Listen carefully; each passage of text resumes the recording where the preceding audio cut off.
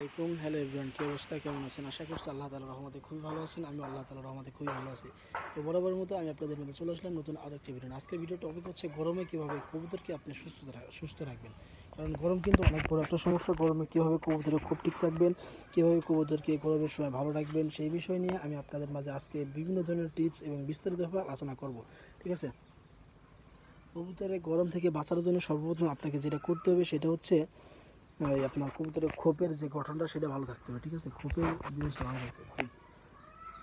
এরপরেও আমি আপনাদের আগে সম্পূর্ণ বিস্তারিতভাবে আলোচনা করব। তো ভিডিওটি শুরু করার আগে আপনাদের কাছে ছোট্ট একটি রিকোয়েস্ট থাকবে, যদি আপনারা আমার চ্যানেলে নতুন দর্শক হয়ে থাকেন তাহলে অবশ্যই সাবস্ক্রাইব বাটন সাবস্ক্রাইব করে পাশে থাকা বেল বাটনটি ক্লিক করে দেবেন, যাতে পরবর্তী সবার আগে আমার ভিডিও আপনার কাছে পৌঁছে যায়, এবং আপনার বন্ধুদের মাঝে শেয়ার করে দেবেন যাতে সবার আগে আমার ভিডিওটি তারা পেতে পারে।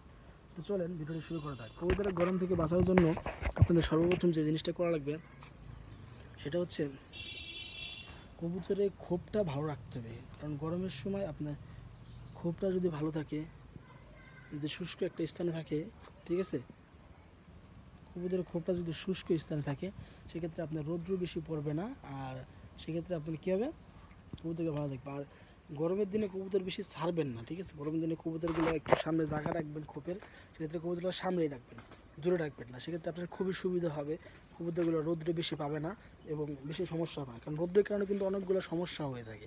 ঠিক আছে? অনেক রোগ হয়, গরমবাহিত অনেক রোগ আছে, সেই রোগগুলো হয়। ঠিক আছে? এই ক্ষেত্রে আপনারা কবুতরের খোপটা যদি আপনার রোদ্রের ভিতরে থাকে, তাও সেক্ষেত্রে কী করবেন, আলাদাভাবে একটা ছাপড়ার মধ্যে একটা ঘর দেবেন, উপর দিয়ে পাটের খড়ি বা আপনার কী বলে টিন আছে না, আর যদি আপনি শহরে থাকেন সেক্ষেত্রে আপনারা যে মোটা পলিথিন আছে, মোটা পলিথিন, ওই পলিথিন দিয়ে উপর দিয়ে আপনার দিয়ে দেবেন। ঠিক আছে? অনেক একটু এরিয়া নিয়ে খোপের উপর দিয়ে দেবেন, সেক্ষেত্রে কিন্তু আপনার অনেকটা হবে, এই উপকার হবে। আর যদি আপনি গ্রামে হয়ে থাকেন সেক্ষেত্রে আপনি কী করবেন, এই পাটের খড়ি বা আপনার যে টিনের চালা এগুলো দিয়ে রাখবেন। ঠিক আছে? শহরে আপনার টিনের চালা দিতে পারেন, সেক্ষেত্রে খরচ বেশি পড়বে। আর গ্রামে হলে আপনি যে পাটের যে খড়িগুলো আছে ওইগুলো দিয়ে আপনি উপর দিয়ে দিতে পারেন। ঠিক আছে? দিয়ে দিলে কী হবে, রৌদ্রটা একবারে খুবই প্রশমিত হয়ে যাবে। ঠিক আছে? আর গরমের দিনে বিশেষ করে পানি রাখবেন বেশি, পানি কবুতরের জন্য বেশি পানি রাখবেন, অনেক পানি রাখবেন। ঠিক আছে? পানি শেষ হওয়ার সাথে সাথে আবার পানি দিয়ে রাখবেন। সেক্ষেত্রে কী হবে, কবুতর ঠান্ডা থাকবে, শুষ্ক থাকবে। কারণ গরমের দিনে বেশি রোগবালা হয়, বিভিন্ন ধরনের পোকা, বিভিন্ন ধরনের জিনিসপত্র হয়ে থাকে গরমের দিনে। তো সেক্ষেত্রে আপনারা এই কবুতরের জন্য পর্যাপ্ত পানির ব্যবস্থা করবেন। এই জিনিসগুলো আপনার মাথায় রাখবেন। আশা করা যায় আপনার কবুতরগুলো ভালো থাকবে, সুস্থ থাকবে। আর কবুতরের ডিমগুলো ভালোভাবে রাখবেন, তখন গরমের দিনে বাচ্চাগুলো ভালোভাবে রাখবেন।